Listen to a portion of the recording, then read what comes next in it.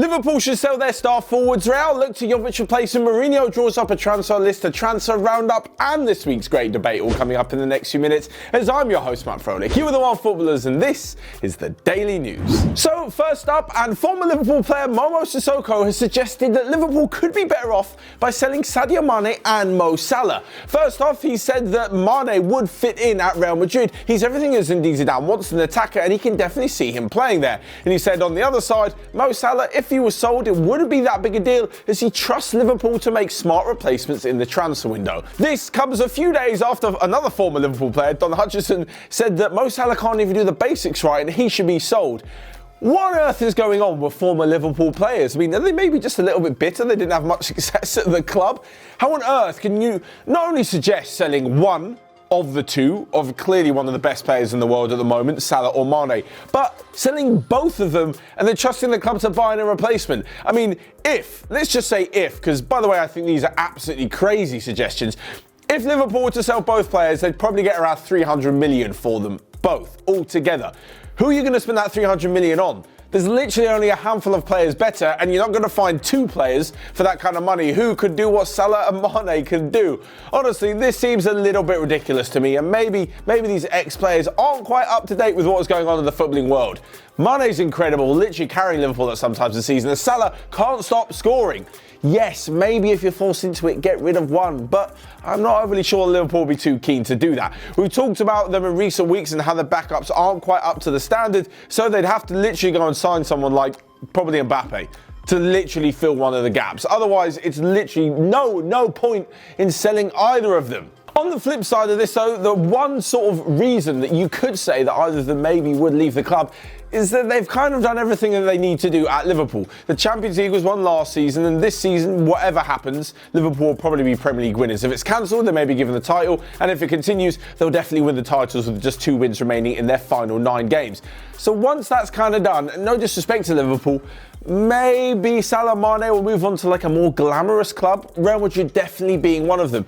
I spoke about it, I think, in yesterday's Daily News as well, that no matter when you win with a team or how much success you have with a certain team, there's always going to be a draw to the biggest clubs. Like, you could be the most successful player in Liverpool's history, but that one once-in-a-lifetime move to Real Madrid, and that comes along, it's so difficult to say no. As I mentioned before, with them pretty much conquering European football for the last year or two, maybe, just maybe they might move on. But anyway, we'll ignore that because I know Liverpool fans, you'll probably be pretty devastated should one of them leave. Never mind both of them, and never mind both of them in the same transfer window.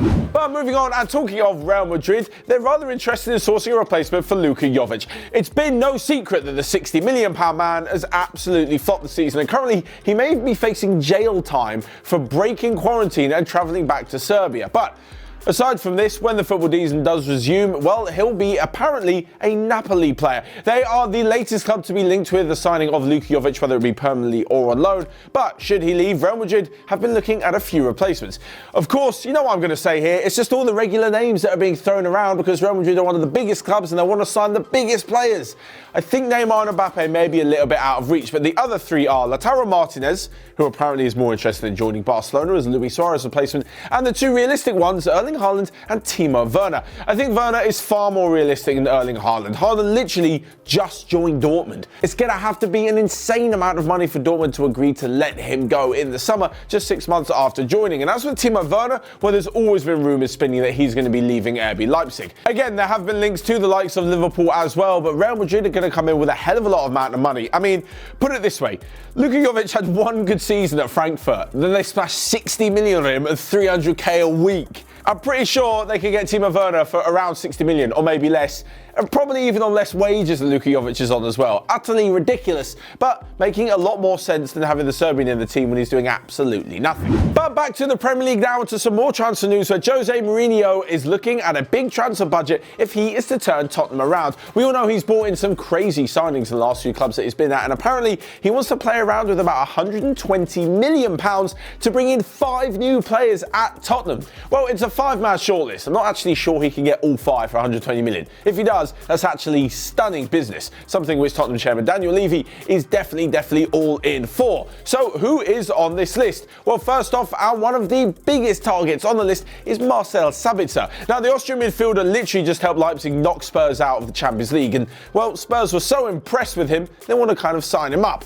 I'm not so sure he'd be willing to leave Leipzig at the moment. They definitely seem to be on an upward trend, where Spurs are definitely heading down. In fact, they're an 8th in the Premier League. Without European football, it will definitely be even more difficult to attract these kind of players. But the other players on the list are Jamal Lewis, who's Norwich's left back, having a brilliant season in the Premier League for them, and definitely an area where Tottenham need to improve. Elsewhere, there's midfielder Jeffrey Kondogbia, who's also been on Spurs' transfer list for quite a few years, it seems, with all his moves around Europe. There's also Eder Militao, who I can't see Real Madrid letting go, because, well, he's probably the future of them at centre-half. And lastly but not least, there's Youssef Attal, Nice's flying fullback/winger, who's really put in some decent performances in the last few years, and the young Algerian is definitely set for a big move, whether it's this summer or within the next year or so. So if any of these transfers do happen, obviously Spurs will probably be in a better position, but even if they don't, there is some good news on the horizon. Now, because of the delay to the season, Harry Kane is going to be fit for the rest of the Premier League. Whenever that takes place, it looks like, according to the man himself, he will be back in full training within 2 to 3 weeks. The Premier League won't be back in 2 to 3 weeks, so Spurs may just have been handed a massive lifeline. Along with this, Heung-min Son is another player who's set to be out for the rest of the season, and Moussa Sissoko. So if those two can also come back as well as Harry Kane, Spurs may just be in with a fighting chance of getting back into the top 5.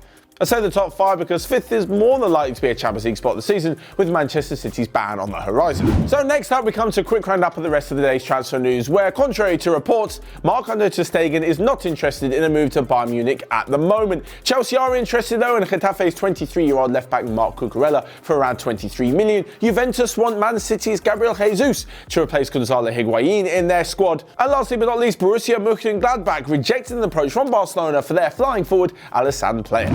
So lastly but not least, it's this week's great debate. Of course, there's every single Wednesday our OneFootball newsroom guys come together and pose a question for all of you. Of course, you can see the relevant article in the app to find out all of their answers and my answer. But for you guys in the comment section below, we want to know, who would be your quarantine buddy? Now, for me, I'm really getting tired of all these crazy challenges that all the footballers seem to be doing on social media. It's all getting a bit boring. I'd much rather sit down with a cup of tea and hear some really charming, funny, friendly, interesting stories from Harry Redknapp. He's got over 50 years experience as a player and a manager, just would seem like a really interesting bloke to talk to. Anyway, you guys let me know your thoughts on the great debate and your answer, and the rest of your thoughts on the rest of today's daily news. Whilst you're at it, you can smash the like button whilst you're down there, click here or here to check out all of the other videos we've got going on OneFootball. But until next time, stay safe, wash your hands, stay indoors, and I'll see you guys next time.